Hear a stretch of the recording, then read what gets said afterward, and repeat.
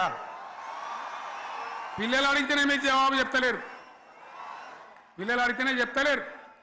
ఉన్నది ఉన్నట్టు నిలబెడితే ఆ ఆర్థిక మంత్రి అసెంబ్లీలో లేచి 20% కమిషన్ తీసుకోవడానికి కేటీఆర్ మాట్లాడితే ఆయన లేచి భుజాలు తడుముకుంటాడు. నీకెందుకయ్యా బాధ? నువ్వు తీసుకుంటేనే నీకు బాధ ఉండాలి కదా. లేచి పేదలు ఉల్లి పెడతా ఉన్నాడు ఆయన అసెంబ్లీలో. ఈ విధంగా చాలా గందరగోళంగా అవివేకంతో అజ్ఞానంతో చాలా ఘోరం చేసి అడ్డమైన మాటలని చెప్పింది. దాంతో మనం కూడా గోల్మాలైపోయినాం. తీర్థం పోదాం తిమ్మక్క అంటే వాడు గుల్లే, మనం సల్లే.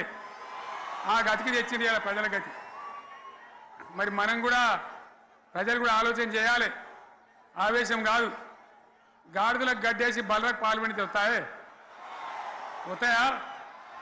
మరి ఇప్పుడు ఏం చేయాలో ఆలోచించాలి. ఓ తమ్ముడు అన్నాడు హైదరాబాద్లో, ఆయన ఇల్లు కూడా కొడితే, కేసీఆర్ అన్నా యాడున్నావు, నువ్వు రావాలి. కత్తి వాంచేతలు పడితే యుద్ధం నన్ను చేయమని పడుతుంది. అంతేనా? ఇది కూడా విచారించాలి ప్రజలు. మీకు అర్థం కావాలని నేను చెప్తా ఉన్నా. అందుకే ఓడగొట్టుకున్న కాడనే వెతుక్కోవాలి. మీ వెంట బీఆర్ఎస్ ఉంటుంది, మీ వెంట కేసీఆర్ ఉంటాడు. 100% మళ్ళా తెలంగాణ విజయం సాధించాలి, గులాబీ జెండా ఎగిరేయాలి, అద్భుతమైన తెలంగాణను మళ్ళీ సాధించాలి. ఇక బీజేపీ కథ 11 ఏళ్ళ రాజ్యం చేయబట్టి తెలంగాణకు 11 రూపాయలు ఇచ్చిండ్రా? వాటిదే బబ్రాజమానం భజగోవిందం, శుష్కప్రియాలు, శూన్యాస్తాలు తప్ప ఏమి ఇయ్యలే. 157 కాలేజీలు పెడితే మెడికల్ కాలేజీలు ఒక్కటన్నా తెలంగాణకు ఇచ్చిండ్రా? ఒక ప్రాజెక్ట్ కన్నా జాతీయ హోదా ఇచ్చిండ్రా? ఇక కాంగ్రెస్ వాడు ఇట్లా అంటే బీజేపీ వాడు అట్లా, ఏది లేదు. ఇక ఉల్టా మనయే ఖమ్మంలో 7 మండలాలు గుంజుకున్నారు, సీలేరు ప్రాజెక్టు గుంజుకున్నారు. నరేంద్ర మోడీ మాట్లాడతాడు, ఏం మాట్లాడతాడు? తెలంగాణ వచ్చిందిరా అని తెలంగాణలో సంతోషపడితే తల్లిని చంపి బిడ్డను బతికించిండు అంటాడు. ఎన్నోసార్లు అంటాడు, ఒక్కసారి కాదు. ఈ విధంగా అది కూడా మనం వెనకొచ్చేది కాదు. ఈ సందర్భంలో ఒక మాట బీజేపీ అంటే నాకు జ్ఞాపకం వచ్చింది. ఇవాళ కేంద్ర ప్రభుత్వం కగార్ అనే ఆపరేషన్ పేరు మీద ఛత్తీస్గఢ్లో యువకులను, గిరిజనులను ఊచకోత పోతా ఉన్నారు. అది ధర్మం కాదు. వీళ్ళు ఏమవుతున్నది? నక్సలైట్లు ప్రతిపాదన పెడుతున్నారు. మేము ప్రభుత్వం దగ్గరకు వచ్చి చర్చలు చేయడానికి సిద్ధంగా ఉన్నాము అంటున్నారు.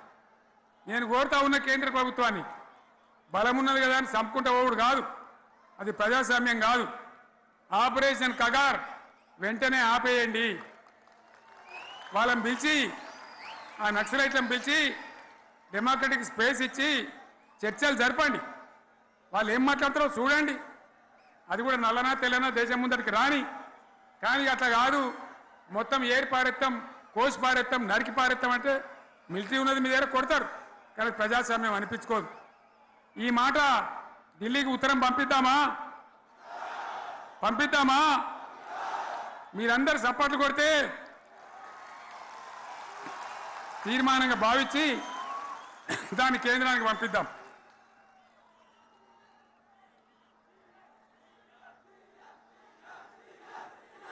ఇక్కడ 30 లేదు. ఈ సందర్భంలో ఈ రజతోత్సవ వేళ నేను మీ అందరికీ, ఇక్కడ ఉన్న వాళ్ళకు, సభలో లేని వాళ్లకు, టీవీలో నా మాటలు వినే వాళ్లకు, యావత్తు తెలంగాణ సమాజానికి బీఆర్ఎస్ గులాబీ జెండా రజతోత్సవ శుభాకాంక్షలు మరొకసారి తెలియజేస్తూ, మీరందరూ కూడా ధైర్యంగా ఉండండి. మళ్ళీ బీఆర్ఎస్ తెచ్చుకుందాం, బ్రహ్మాండమైన పరిపాలన అందించుకుందాం. వీళ్ళు జరగొచ్చేటివన్నీ మళ్ళీ మంచిగా చేసుకుందాం, బ్రహ్మాండంగా ముందుకు పోదాం, పురోగమించుదాం. ఒక అద్భుతమైన తెలంగాణ, ప్రతి వ్యక్తి ముఖంలో చిరునవ్వులు చిందించే తెలంగాణ తయారు చేసుకుందామని చెప్పి మీ అందరికీ మనవి చేస్తూ, ఇంత పెద్ద ఎత్తున ఈ సభకు గవర్నమెంట్ వచ్చిన ఏడాది నరలోనే మీరు కదిలి వచ్చిందంటే మీరు కూడా ఒక నిర్ణయానికి వచ్చినట్టు కనబడుతూనే ఉంది. ఓట్లు ఎప్పుడు వస్తాయని చూస్తాను. నేను ఇంకో మాట చెప్పాలి, ముఖ్యమైన మాట ఏంటంటే, వీళ్ళు అక్కడిక్కడ ఎందుకైనా మీరు వచ్చిండ్రు, ఫోటోల కోసమా?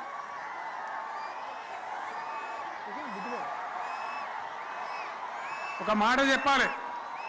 ఏంటిది? ప్రభాకర్ రెడ్డి అని మా ఎమ్మెల్యే ఉన్నాడు, దుబ్బాక ఎమ్మెల్యే. ఆయనతో ఎవరు హైదరాబాద్లో మాట్లాడితే అన్న ఇంకా 3 ఏళ్ళు భరించాలన్న ఈ గవర్నమెంట్ అని మాట్లాడింది. ఆయన మాట చెప్పిండు విలేకరులు. అలా చూసారా మా గవర్నమెంట్ పడగొడతారట. మేమెందుకు పడగొడతాం రా భయ్? మాకేమైనా కాల్చేరు గులగుల పెట్టినాయా? మేమా కిరికిరి పని చెయ్యం బిడ్డ. మీరే ఉండాలి. ఓట్లు తీసుకున్నారు, చక్కగా పని చేయకపోతే మీ ఈపులు ప్రజలే సాఫ్ చేస్తారు.